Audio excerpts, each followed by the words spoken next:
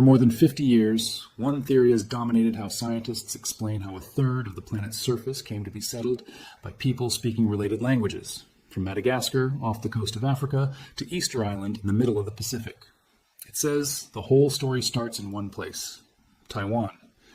And for decades, DNA seemed to back that story up, appearing in textbook after textbook as one of the cleanest, most confidently settled chapters in the study of human migration. Then researchers ran a direct genetic comparison between the people the theory says stayed behind and the people it says left,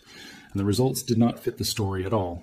The theory is generally called the Out of Taiwan model, first proposed in detail by archaeologist Peter Bellwood in the 1980s, and refined by generations of linguists, archaeologists, and geneticists since. It holds that roughly 4,000 to 4,500 years ago,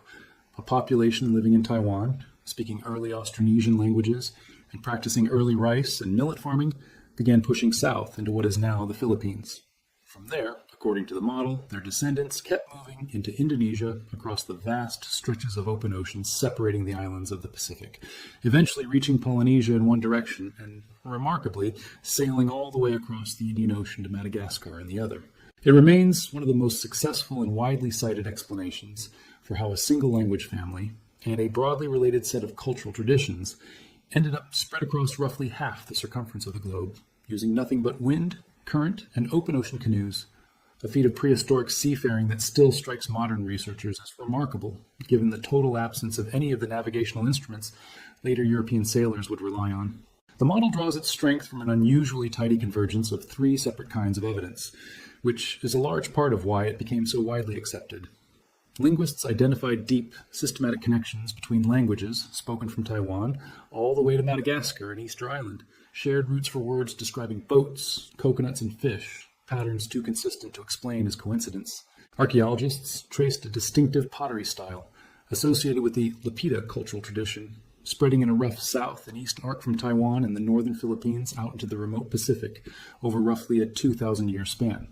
And early genetic studies found broad similarities between Taiwanese indigenous populations and Austronesian-speaking groups scattered across this same enormous range. For a long time, the genetic evidence available seemed to support the model cleanly. That is what made a 2023 study published in the journal PNAS Nexus so unsettling to a theory this well established. Researchers set out to directly compare the genomes of Taiwan's indigenous Austronesian-speaking communities against Austronesian-speaking populations in the Philippines, including a specific highland group called the Kankanaey, long treated by geneticists as one of the closest living approximations available for what the original out-of-Taiwan migrants might have looked like genetically. The Kankanaey occupy a mountainous region of northern Luzon and have long been considered, for reasons of both geography and relative isolation from later waves of colonial and regional admixture, an unusually clean living reference point for reconstructing ancient Philippine Austronesian ancestry. The logic seemed sound going in.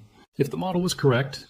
modern Filipino Austronesian speakers should show clear, close genetic continuity, both with modern Taiwanese indigenous groups and with actual ancient remains, recovered from the earliest confirmed stages of the Austronesian expansion across the Pacific, sites associated with the distinctive Lapita cultural tradition dated to roughly 2,000 to 3,000 years ago and found as far away as Guam, Vanuatu, and Tonga, remains that represent, as close as the archaeological record currently allows, an actual physical snapshot of the population that carried the Austronesian expansion out into the open Pacific. When researchers actually ran the comparison, using detailed principal component analysis and admixture modeling across a wide range of East Asian, Southeast Asian, and Oceanian populations,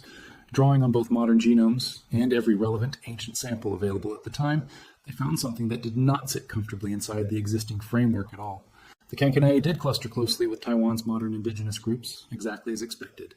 appearing at the extreme edge of the broader East Asian genetic line alongside Taiwan's Austronesian populations, rather than drifting toward the more Southeast Asian or Oceanian end of the spectrum, the way many other Filipino ethnic groups do. But when researchers compared both of those living populations against actual ancient DNA recovered from the Lapita sites, the populations most directly linked by archaeology and by the Out of Taiwan model itself, to the historical moment people supposedly left Taiwan and began the long expansion east, the match was not nearly as clean. The ancient Lapita-associated genomes turned out to be genetically closer to a different, more recent ancient population from mainland Southeast Asia, dated to roughly 1,500 years ago, than to the ancestral population that supposedly gave rise to them in the first place. In other words, the group used for decades as a modern stand-in for the original Out of Taiwan migrants does not actually match the ancient people who are supposed to have done the migrating. A mismatch that only became visible once researchers had enough ancient DNA on hand to actually run the direct comparison rather than relying on modern populations alone. Digging further into the data made the picture even stranger. Researchers found that the ancient Lapita-associated populations already carried a meaningfully higher proportion of what researchers classify as Northern East Asian ancestry, somewhere between roughly 21 and 29%, compared with the much smaller amount, somewhere between 0 and 8%, found in the earliest ancestral populations linked to the initial arrival of people into Taiwan in the first place. That gap matters, because it means that by the time people actually left Taiwan and began the ocean crossing expansion the Out of Taiwan model describes, their ancestry had already shifted, already picked up an additional genetic layer from somewhere else, rather than representing a clean, unchanged sample of whatever population had originally settled the island thousands of years earlier. Where exactly that additional Northern East Asian ancestry entered the picture, whether through ongoing contact with mainland populations before departure, through admixture happening somewhere along the migration route itself, or through some combination of both, is a detail the current data cannot yet fully resolve, and it represents exactly the kind of open question this new body of research has created rather than closed. And the plot thickens even further from there.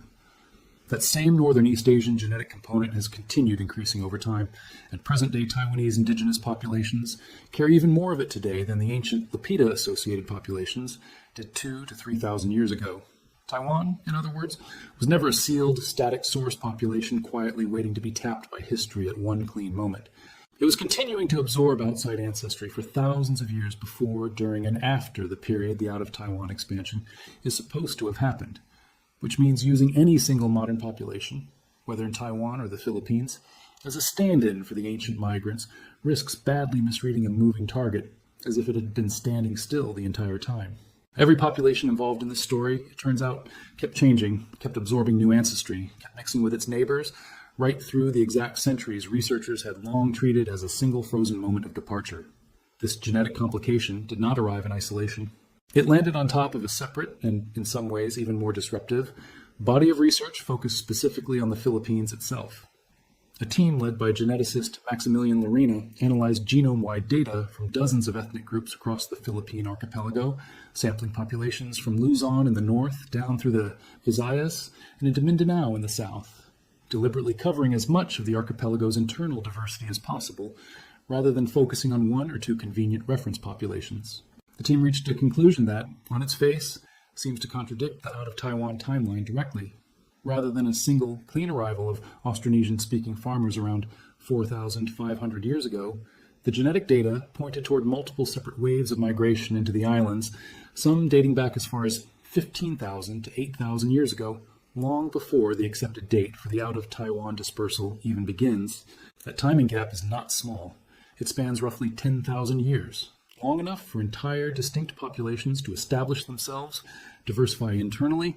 and develop their own separate genetic histories across different parts of the archipelago, well before Austronesian speakers are supposed to have shown up at all. That gap suggests that substantial populations were already living, mixing, and diversifying across the Philippine archipelago for thousands of years, before the migration the textbook model treats as the origin point of Filipino ancestry, which raises an obvious and uncomfortable question for the traditional framework. If large, genetically distinct populations were already firmly established across the islands well before Austronesian speakers are supposed to have arrived from Taiwan, what exactly changed around 4,500 years ago, and how much of it was actually about new people arriving, rather than existing populations, adopting a new language and a new set of cultural practices from newcomers who, genetically speaking, may have represented a comparatively modest addition to an already large and long-established population. This is not a small technical quibble. It goes directly to the heart of what the word migration is even supposed to mean in this context, whether it describes wholesale population replacement or something closer to cultural and linguistic influence layered on top of populations who were already there. That question connects to a broader debate researchers have been circling for years over whether the spread of Austronesian languages across island Southeast Asia primarily reflects large-scale demographic replacement, entire populations moving in and displacing or absorbing whoever came before, or whether it more often reflects language shift, existing populations gradually adopting a new language and elements of a new culture through trade, intermarriage, and prestige, without anything close to a full population replacement underneath. This is not a purely academic distinction. The two scenarios describe fundamentally different kinds of historical events, one involving the movement of large numbers of actual people across an entire region, the other involving the movement of ideas, words, and cultural practices across populations that genetically may have changed comparatively little. Genetic surveys focused specifically on mitochondrial DNA across island Southeast Asia have found that only a relatively small proportion of the region's overall maternal genetic diversity can be directly and confidently linked to an Out of Taiwan dispersal event at all, with much of the broader genetic picture instead reflecting older, more complicated layers of ancestry, including populations connected to Austroasiatic-speaking groups on the Southeast Asian mainland, layered in through processes that likely unfolded over a much longer and messier stretch of time than a single clean wave of seafaring migrants moving south from Taiwan on a fixed schedule. Some researchers have gone further, proposing that certain populations across island Southeast Asia may have originally spoken Austroasiatic languages, related to languages still spoken today across parts of mainland Southeast Asia, before gradually shifting to Austronesian speech through sustained contact with incoming Austronesian-speaking communities, a linguistic switch that would leave a very different genetic signature than a full-scale population replacement, and one that current evidence increasingly seems to support in at least some parts of the region. And then there is the chicken. It sounds like an unusual place to look for evidence about human migration, but the reasoning behind it is entirely sound,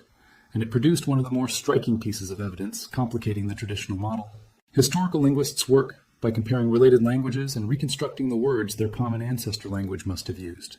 a technique that has proven remarkably reliable for reconstructing vocabulary, and sometimes even aspects of culture and diet, from languages that vanished from the written record thousands of years before anyone thought to write them down. Linguists, reconstructing Proto-Austronesian, the hypothetical ancestral language spoken by the population in Taiwan, the Out of Taiwan model treats as the ultimate source of the entire language family, have found no reconstructible word for chicken at that oldest linguistic level, despite chickens being present in the region and despite the reconstruction successfully recovering words for numerous other plants, animals, and technologies from the same time period. The word for chicken only appears later at the stage linguists call Proto-Malayo-Polynesian, a later branch of the language family specifically associated with populations in the Philippines rather than with Taiwan itself. That is a small but genuinely telling detail, because chickens were clearly domesticated and actively carried along as people spread eastward across the Pacific, showing up consistently in the archaeological and genetic record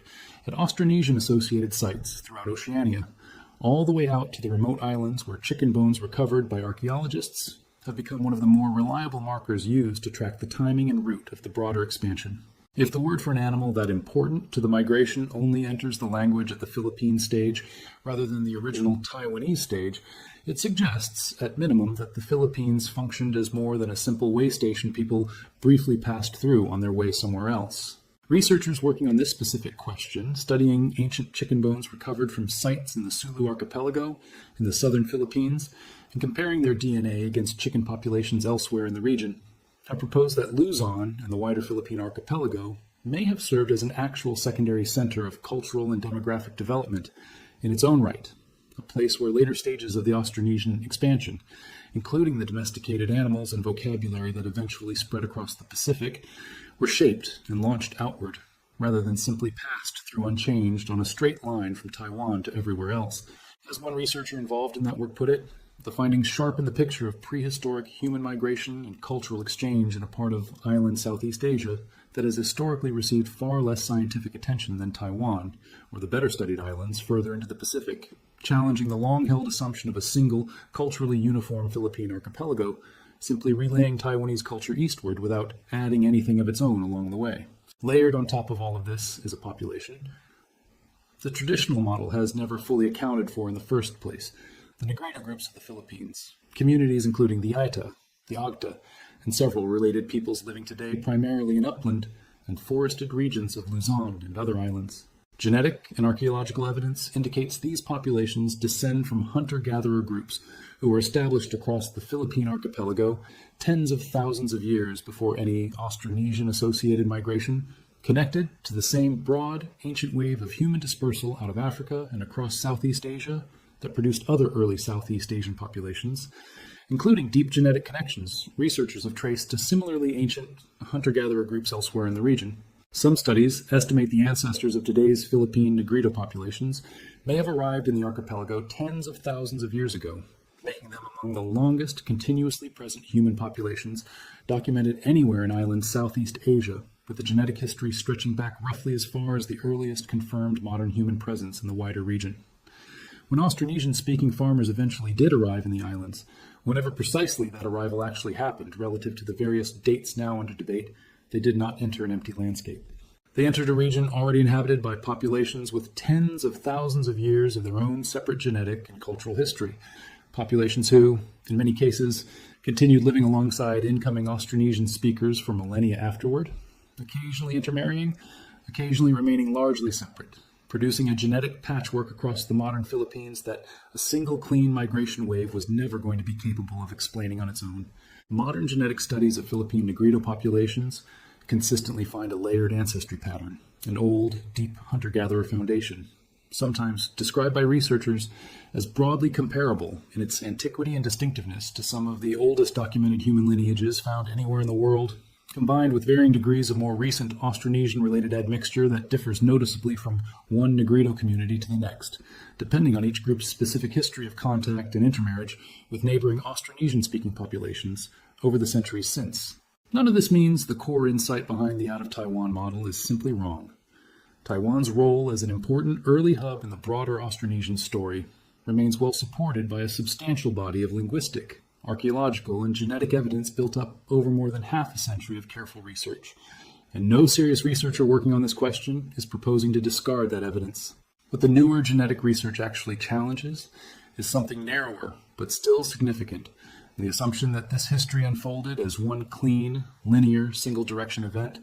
a tidy line running from Taiwan through the Philippines and outward into the Pacific on a fixed timeline, with each population along the way representing a frozen, unchanged snapshot of the migrants who passed through at one particular moment. The genetic evidence gathered over the past several years instead points towards something far messier and, in a way, considerably more interesting. Multiple waves of movement rather than one, populations already established in the Philippines long before the traditional timeline begins, continuing genetic exchange flowing into Taiwan itself both before and after the supposed departure point, and at least the possibility of movement running in more than one direction, including hints, still debated, that some later population movement may have flowed from the Philippines back toward Taiwan, rather than only outward from it, based on genetic and archaeological similarities noted between certain Batanes Island and Taiwanese indigenous communities that some researchers argue sit awkwardly within a strictly one-directional model. The Batanes Islands sit in the narrow strait separating the northernmost Philippines from Taiwan's southern coast, close enough that inter-island contact almost certainly continued in both directions for thousands of years, rather than functioning as a one-time crossing point. And researchers studying crop varieties native to the region have found similar patterns of unexpected back-and-forth influence. It is worth being precise about what the current evidence actually establishes, and what remains genuinely unsettled, because this is exactly the kind of finding that tends to get flattened into an overly simple headline once it leaves the pages of a technical journal. What is well supported, based on the 2023 PNAS Nexus study and the broader body of genetic research surrounding it, is that modern Filipino Austronesian-speaking populations, including the Kankanaey specifically studied in that research, do not represent a clean, unchanged genetic snapshot of the ancient population that carried out the historical Out of Taiwan expansion, since that ancient population itself, as represented by actual Lapita-associated ancient DNA, already carried meaningfully different ancestry proportions than either the earliest Taiwanese populations or many of today's living Taiwanese indigenous groups. It is also well supported that Northern East Asian ancestry has been flowing into Taiwan's population continuously over a span of several thousand years, both before and after the period traditionally associated with the Austronesian expansion, meaning Taiwan functioned less like a sealed, static source population and more like an ongoing crossroads, a distinction that matters enormously for how confidently researchers can use any single modern population as a genetic time capsule. Separately, genome-wide research led by Lorena and colleagues provides real support for multiple earlier waves of human settlement into the Philippines, predating the accepted Out of Taiwan timeline by thousands of years, built from a genuinely broad sample spanning dozens of distinct ethnic groups rather than one or two convenient reference populations, and the absence of a reconstructible Proto-Austronesian word for chicken, confirmed by decades of careful historical linguistics working independently of any genetic data, does genuinely support the idea that the Philippines played a more active generative role in later stages of the Austronesian story than a simple transit corridor model would suggest, a conclusion made stronger precisely because it comes from an entirely different kind of evidence arriving at a similar destination. What remains considerably less settled is exactly how these separate threads of evidence fit together into a single, coherent replacement narrative. Researchers have not yet agreed on a precise, revised timeline that accounts for all of the newly identified waves of migration, the shifting ancestry proportions inside Taiwan itself, and the specific role the Philippines played in shaping the later, eastward-moving stages of the expansion into the Pacific. And building that kind of unified, revised chronology will likely require considerably more ancient DNA from sites across the Philippines specifically, a region where ancient genome recovery has lagged well behind Taiwan and much of mainland Southeast Asia, largely due to the same climate-related preservation challenges that make ancient DNA work difficult across most of the tropics. The relative balance between genuine population migration and simple language shift, existing populations adopting Austronesian language and select cultural practices without a matching wave of new people arriving, is still being actively debated across different regions and different time periods. And the honest answer at this point is that the balance likely varied considerably from place to place, rather than following one single rule across the entire region, with some islands potentially reflecting substantial new population arrival, and others reflecting mostly linguistic and cultural change, layered onto populations who were, genetically, largely already there. And the specific genetic relationship between the Philippines' ancient Negrito populations and the various waves of Austronesian-associated migration, exactly how much admixture occurred, when, and in which direction, remains an active area of ongoing genetic research rather than a settled part of the record, complicated further by the genuine diversity found from one Negrito community to the next, which suggests no single admixture history will likely explain every group equally well. What makes this story worth paying attention to is not that a well-established scientific model has been proven wrong, because it largely has not been. It is that a theory treated as settled textbook knowledge for the better part of half a century turns out, once directly tested against real ancient genomes rather than only inferred from modern populations, to be describing something considerably more complicated than the version most people were taught. And that gap between the textbook version and the tested version is itself worth paying attention to. Textbooks tend to compress complicated, layered histories into clean, memorable narratives, a single point of origin, a single wave, a single clean line moving outward across the map, because clean narratives are easier to teach, easier to test, and easier to fit into a single lecture or a single chapter than a messier, more honest version, involving multiple overlapping waves and populations whose ancestry kept shifting the entire time anyone was trying to study them. Real population history, again and again, when researchers finally get the tools to test it directly against actual ancient remains rather than modern assumptions working backward, turns out to look far more like what the Filipino and Taiwanese data now show: multiple overlapping waves, populations already present before the story supposedly begins, and a source population that never stayed still long enough to be safely used as a fixed reference point in the first place. Taiwan did not stop mattering to this story. It simply stopped being the whole story, and the region it long overshadowed, the Philippines, is finally being recognized through independent lines of genetic, linguistic, and even zoological evidence converging from completely different directions on a surprisingly similar conclusion as an active participant in its own history rather than a corridor other people's ancestors simply passed through on their way to somewhere else. And that shift matters beyond just this one region. It is a reminder that even the most carefully constructed, most widely cited scientific models are still, ultimately, working hypotheses built from whatever evidence happened to be available at the time, always subject to revision the moment better tools and a wider sample finally arrive to test them properly. This kind of direct testing has only become possible recently, and that timing matters. For most of the decades, the Out of Taiwan model has been taught as settled fact. Researchers simply did not have enough ancient DNA from the relevant sites, Taiwan, the Philippines, and the scattered Pacific islands where Lapita culture eventually took hold, to actually check the model against physical evidence rather than inference built from modern populations.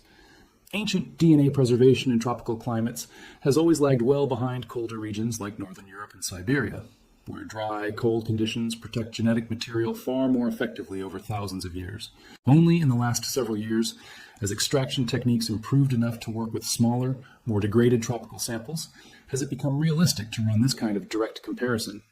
The theory was not tested this thoroughly before now because the tools simply did not exist yet, which makes the current uncertainty less a failure of earlier researchers and more a natural consequence of finally being able to ask a question nobody could answer with confidence a generation ago. There's also a cultural weight to this debate that goes beyond the technical genetics, one worth acknowledging directly. The Out of Taiwan narrative has been taught for years as settled history in Philippine classrooms, incorporated into national curricula as a clean, confident answer to the question of where Filipino ancestry ultimately comes from, and it carries real meaning for how many people understand their own connection to a much larger Austronesian-speaking world stretching from Madagascar to Easter Island. Complicating that narrative with genuine scientific uncertainty is not an attempt to take that connection away. If anything, the newer evidence suggests something arguably richer. A Philippine archipelago that was not simply a passive corridor relaying someone else's migration story, but an active, populated, culturally generative part of the Austronesian world in its own right, home to populations who were already there long before the traditional story begins, and who went on to shape the language, the animals, and the culture that later spread even further into the Pacific. That is a more complicated story to teach than a single clean wave from Taiwan. It also happens to be a more accurate one and a more interesting one, once the evidence is allowed to speak for itself rather than being flattened into the version that fits most easily on a single page of a textbook. If a single missing word in an ancient language and a handful of unexpected genetic mismatches between modern populations and their supposed ancient ancestors was enough to complicate 50 years of accepted migration history, it raises a fair question about how many other well-established origin stories are resting on the same kind of untested assumption. A modern population quietly standing in for an ancient one nobody has actually compared it against directly yet. Which region's accepted migration story do you think deserves this same kind of direct genetic test next? Let me know in the comments below. And if you want to see where this research goes, as more ancient genomes from across the Pacific get compared against the populations living there today, make sure to like this video, subscribe to the channel, and turn on notifications so you don't miss what they find next.